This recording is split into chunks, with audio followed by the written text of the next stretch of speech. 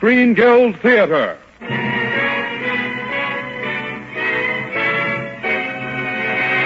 Your neighborhood good golf dealer and the Gulf Oil Companies welcome you to the Gulf Theater, the one place where you meet all your favorite stars.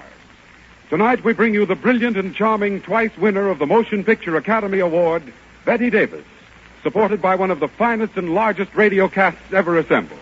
Also Oscar Bradley and his Gulf Orchestra. And now here's the director of the Gulf Theater and your host, Roger Pryor. Good evening, everyone. I'm especially proud to be the director of the Gulf Theater tonight because I sincerely believe we're about to present a play that will long be remembered. Bette Davis, her supporting players, the author Arch Oboler, and Oscar Bradley and his augmented Gulf Orchestra have spent many long hours in rehearsal to bring to perfection one of the strangest, almost unbelievable love stories ever told.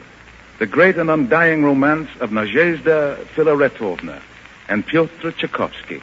The same Tchaikovsky who was the composer of the lyric Romeo and Juliet Overture, which has been the theme of the Gulf Screen Guild Theater since the curtain first rose a year ago this month. On our first broadcast, just as today, spokesman for your neighborhood good Gulf dealer was John Conte, who has something worthwhile speaking about right now. Johnny? Thank you, Roger. 40 years ago, ladies and gentlemen, travel by airplane was an inventor's dream. 20 years ago, it was still something of an adventure. But today, it's a practical, everyday affair, thanks to experts whose experience has taught them exactly what various planes and motors can do.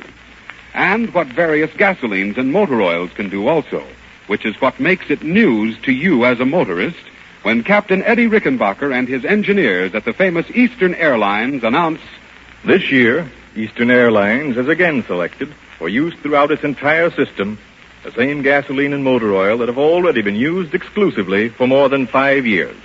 Gulf gasoline and Gulf motor oil." Yes, Eastern Airline planes operating between New York and Miami, New York and Brownsville, Texas, and Chicago and both coasts of Florida have now flown the astonishing total of 300 million passenger revenue miles using Gulf gas and motor oil, and have hung up a record for safety and efficiency that's the envy of the industry.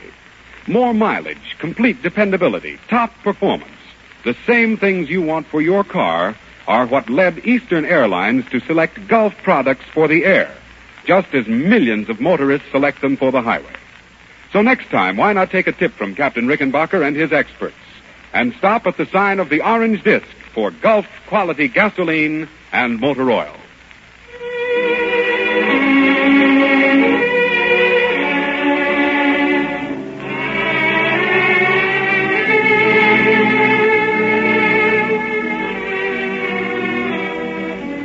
In a darkened room sits a woman, an old woman. She sits very quietly, white hands motionless. This is a room in a fashionable house in the city of the Imperial Russia of 1893. The Russia of great poverty and great riches, of great ignorance and great art. The old woman sits, motionless, listening to the thoughts in her mind. Pyotr, why are you in my mind? Why do I think of you now? Why is your song with me here in the darkness? Why today, Pyotr? I had put you away from me. Why have you come back today, Pyotr? It's of the utmost importance that you listen to me. Who is it said that to me? Madame, it is of the utmost importance that you listen. Ah, yes. I remember now. 16 years ago. It was you, Nikolai Rubinstein. You have been dead so long, yet I remember what you said that day. How strange I should remember. Nadezhda Filaretovna, my mission here is of the utmost importance. Really, Nikolai? There is a young man in my music school of great poverty and pride and shyness. I am very busy today. There is one more quality this young man possesses which may interest you. His ability. Listen closely. Nikolai, I have neither the time nor the inclination for music now.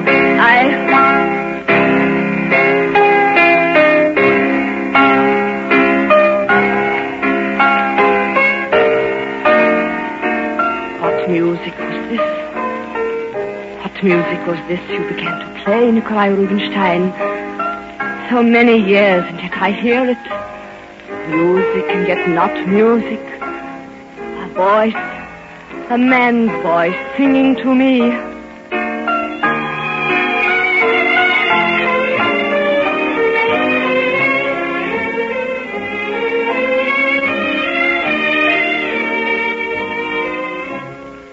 Saying, you are tired, Nadezhda.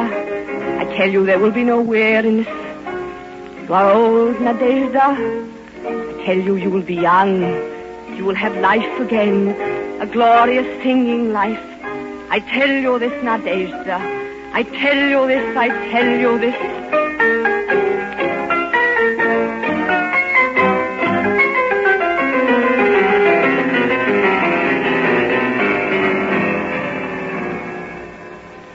When you had finished, Nikolai, I remember I said, Nikolai, tell me, whose is that?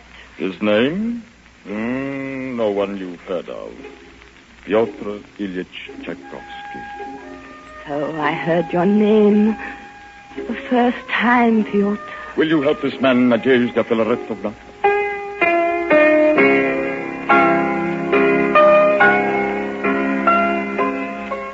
Would I help you, Pyotr? No, would you help me? Private railroads. Good investment. Townhouse. Country house. In the Ukraine. Yes, I had those. Trishka, Yulia, Yes, Vladimir, yes, my Anya, children, Fioria. I had them. But, Nothing. yes, nothing for me. How could I explain to Nikolai, to anyone? To run a house, to count my money. Was this enough for life for me? I wanted...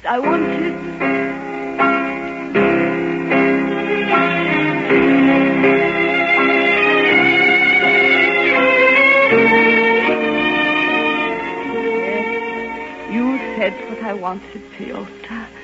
Help you? Yes, always. In a moment, my pen was in my hand. I would write you, yes. I was a woman past middle age. My husband was dead, and my children were growing in their own lives. And I had nothing, and I must have something. You, Pyotr, you. The music in you. If I could give it life and reality in my life. No. I threw the pen from me. What madness had come over me. I didn't need man nor God. I would pay you for your music and have done with you, yes. And then, the concert that very night. Your music. When it was over. Unimportant. All of it. Definitely unimportant. Oh, no. The night was singing with your song, Pyotr. And I walked in the dark along the boulevard to my home. Soft flakes of snow wet in my face. And with every step there was a singing in my heart that said, Help me. I need your help, Nadezhda. They torture me with their indifference. I've written so much, and it's meant so little. I'm weary unto death. Help me. Help me. I told myself, yes, I would always help you, Pyotr. Do you remember your next letter? Dear Nadezhda Filaretovna, thank you for your sweet, kind, and friendly letter, and your wonderful and kind generosity. I finished the outline of my new symphony, The Fourth. A symphony? I want very much to dedicate it to you. A symphony dedicated to me? How the days ran then, Pyotr. I, an elderly woman, a symphony dedicated to me. Oh, Mother, it's good to hear you laughing. You're very pretty when you laugh, Mother. Oh, we're so happy that you're happy, Mother, dearest. So happy. And then 3 months, Pyotr. 3 months and not a word from you. What had happened to you, my friend? What? That couldn't be true. But with every day, the voices in my head grew louder and louder. No, stop saying that. Not Pyotr. He couldn't. Postman? A letter? Your handwriting, Pyotr. Loretto must forgive me for not writing before. I am now... What was that word? Married. Oh, I must have read it wrong, I told myself. I held the letter close to my eyes. Married. Oh, no. Married. Married. Oh, no. Oh, no. You never knew I cried that day, did you, Piotr? Yes, I cried, as a woman cries in my heart. And when I stopped crying, I dipped my pen in my tears, and I wrote you. With all my heart, I congratulate you, my dear friend. Who should be happy if not you?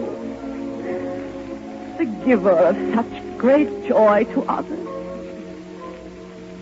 From my heart, I press your hand. Do not forget one devoted with all her soul.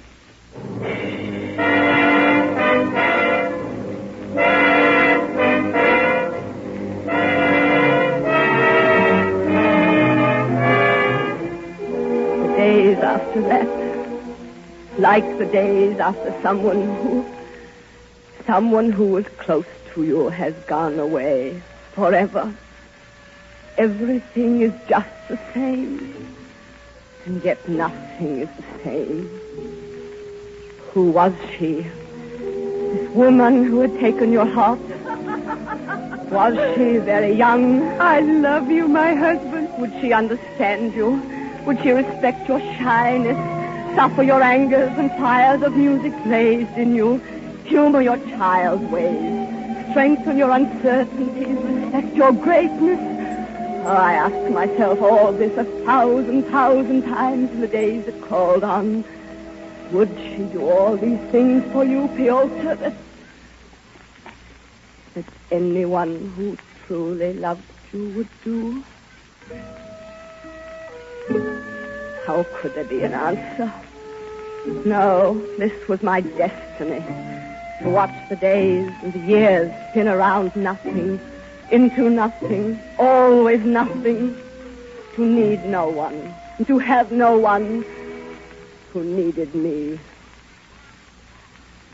How strange the nights I remember now, Piotr. Good night, Mother. Sleep well, Mother. I lay down on my bed. Sleep, yes. Sleep and forget. What? The river? A dream. Why should I dream this dream? My name? Had someone called my name? Yes, again. Who was it? In my dream I wanted to see. I had to see a man in the water. His arms lifted toward me. I saw. Piotr, you! The children? Servants in the room? Oh, Mother, what is it? Mother, you're awake and smiling. Yes, Piotr. Somehow I knew then you still needed me. I sent for Rubinstein. This I can say with certainty. If he stays with that wife Antonina of his, Tchaikovsky will end his life either in an asylum or in the river. The river? Oh, Piotr, when I heard that word, my heart died in me. But I said nothing, Piotr, afraid he would laugh at me, say. Old woman, are you coming between a husband and his bride? So I waited for you to turn to me, Piotr. Waited. Rumors. I began to hear rumors. And from what they said, I began to see the whole horrible picture of her. Why are you doing that, Piotr? Where are you going, Piotr? What are you Oh, doing, this was the woman my friend had taken. Yes, this was Antonina. How clearly I saw her, grinding his heart away with her miserable, why this, and do this, and don't that, put an end to this leech in your veins, Piotr. I said it. I would, and I did. He's gone off to Italy, of all places. This unpredictable Piotr Ilyich. To Italy. without that new wife of his, and to write a new symphony, no less. I wonder where he got the money. Ah, clever Nikolai Rubinstein. I think he knew, Piotr. Ah, what did it matter? You were free to work. And as you worked, you would live. And as you lived, Piotr, I lived. Last the day. The 22nd of February. The day, yes. The conservatory. So many lights, so many people. The conductor bowed to the right and to the left. The battle up, down.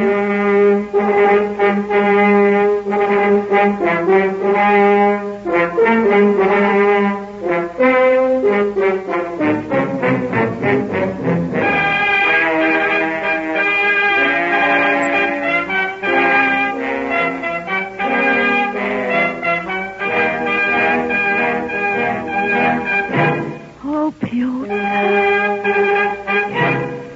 Mine.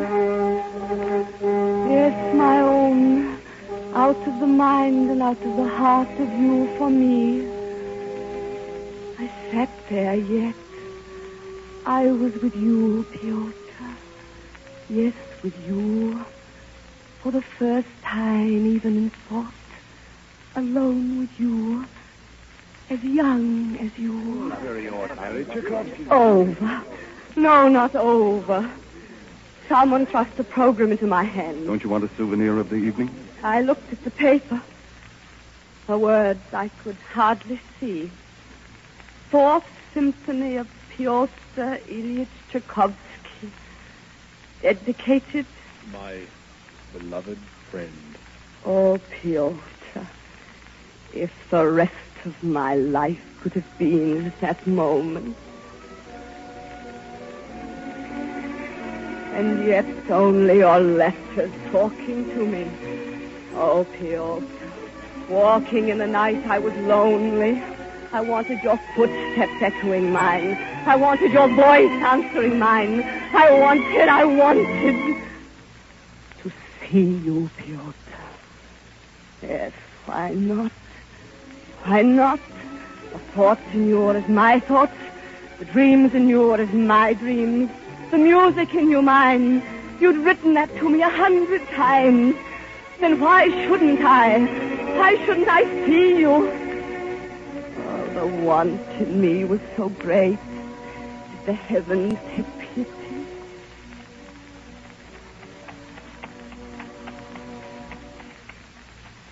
Mother? Yes, Milochka. Mother, look. The other carriage. It stopped. Driver. Stop at once. I looked up. My heart began to beat so strongly, I could feel the pulse of it in my throat, the sound of it in my ears. You, Piotr. You, older than your photograph. But you. My heart beat louder and louder. I wanted to... your eyes. In a quick moment, I saw what you were thinking. Nadezhda Filaretovna, I beg you, do not speak. Your wealth has given me solitude, and in this solitude is my music. Speak, and you destroy the silence which brings me my music. Speak, and you destroy the wordless perfection of our friendship. And so, I did not speak, Piotr. How could I speak? What answer can there be when a young man says to an older woman, "This is our friendship. Dare to change it and you destroy it." So I did not speak, Piotr. Through all the years, I did not speak.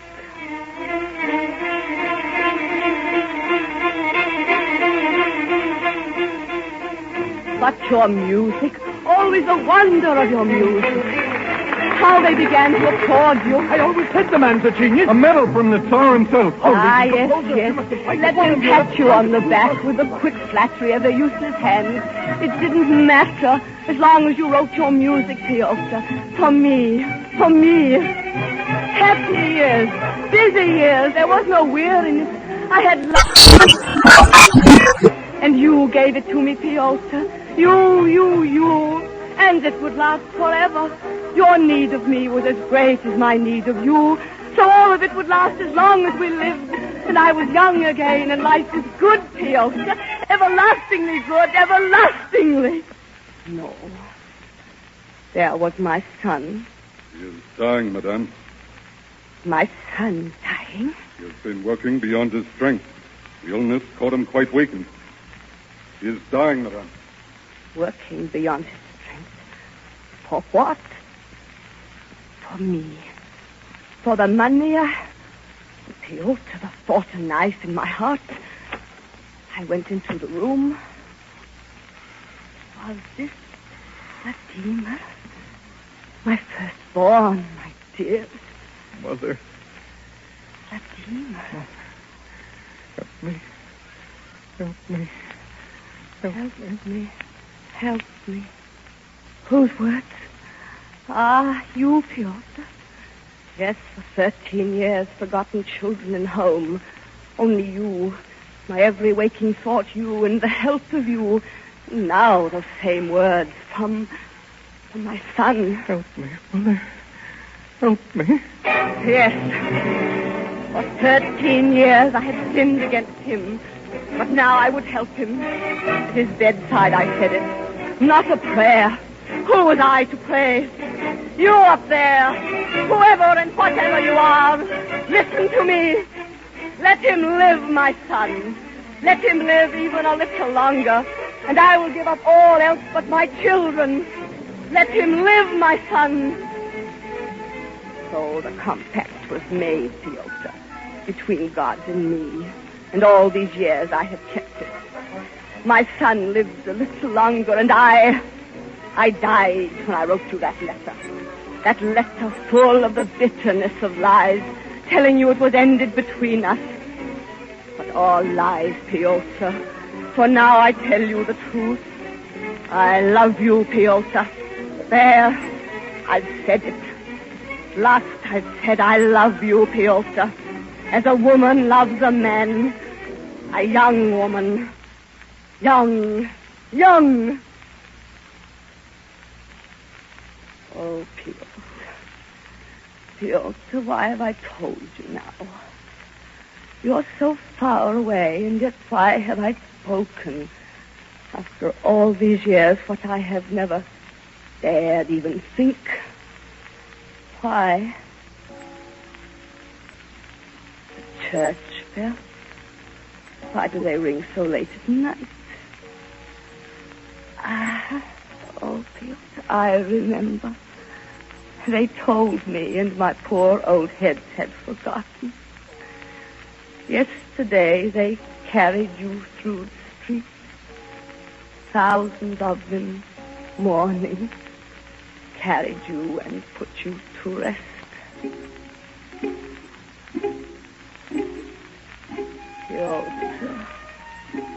Piotr, why are you in my mind? Why have I thought of you now? Why was your song with me here in the darkness? Why today? I put you away from me. Why have you come back today, Piotr? Talk to me as I have talked to you. Dear friend, be assured I shall remember you and bless you until my last breath. Ah, your last letter to me. Probably you yourself do not realize the extent of what you have done for me. Never for one moment have I forgotten you, nor will I forget you, because every thought I have concerning myself concerns you also. I kiss your hand with all the warmth my heart contains. I kiss your hand with all the warmth my heart contains. Oh, Piotr. Piotr, I am so weary. I want to rest. Sing me to sleep now. Beloved friend.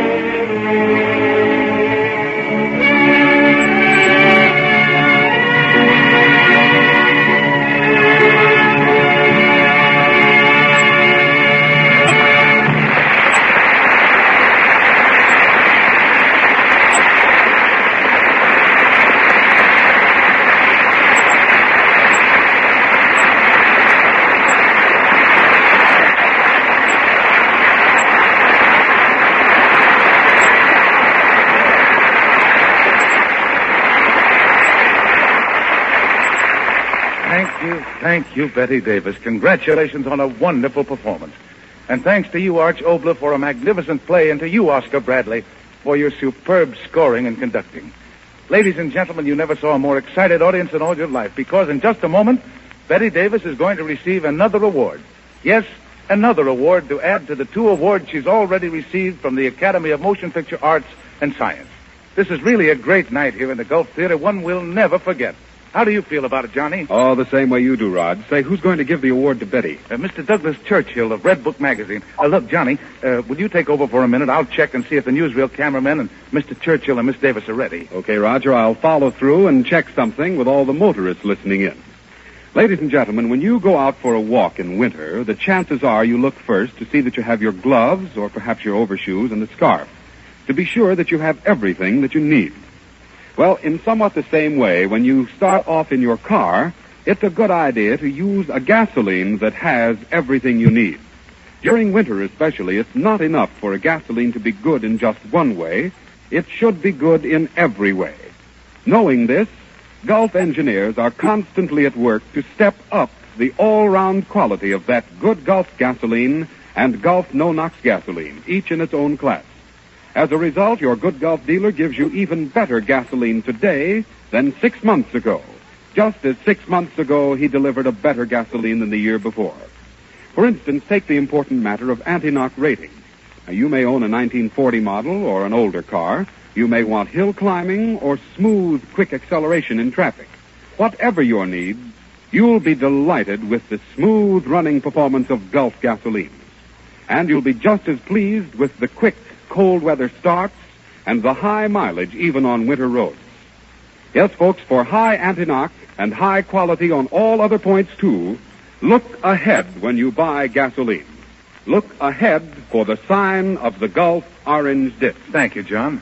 Ladies and gentlemen, Red Book Magazine has chosen the Gulf Theater to make its first award because this is the Star's own theater. Every cent that Gulf would ordinarily pay to the stars to appear here is given instead to help meet the needs of the Motion Picture Relief Fund. Douglas W. Churchill, motion picture editor of Red Book, is here to present Red Book's first annual award to Miss Bette Davis, whom they consider has done the most during the year for the artistic advancement of the screen in any of its branches. Mr. Churchill. Thank you, Mr. Pryor. Miss Davis, we of Red Book know very little about what goes on behind the scenes in Hollywood, because Red Book is not a fan magazine. But my editors and I are thankful to you for aiding and making going to the movies a pleasurable experience. During 1939, you made 4 of the year's finest films for Warner Brothers: Dark Victory, Juarez, The Old Maid, and The Private Lives of Elizabeth and Essex. Red Book is happy that we selected 3 of them as our picture of the month. Well, Mr. Churchill, I'm indebted to Red Book for one of those stories, The Old Maid.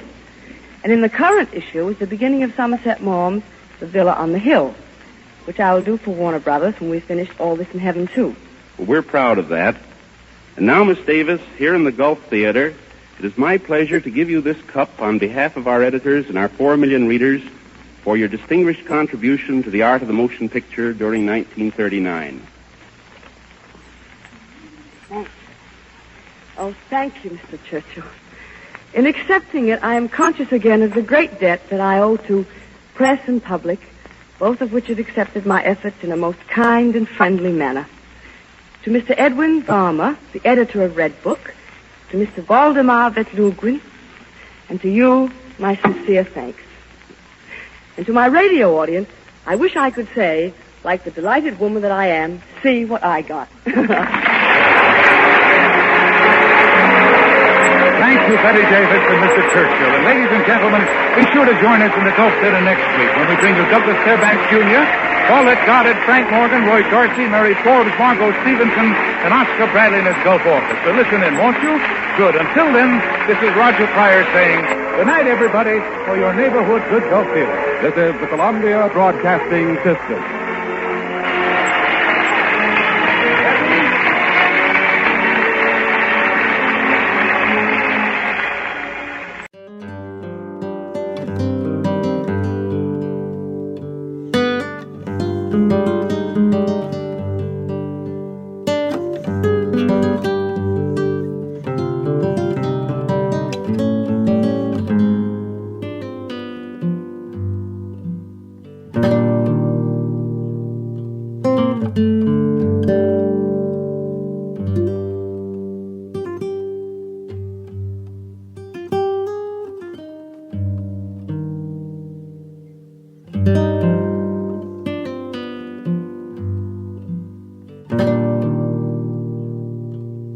Thank you.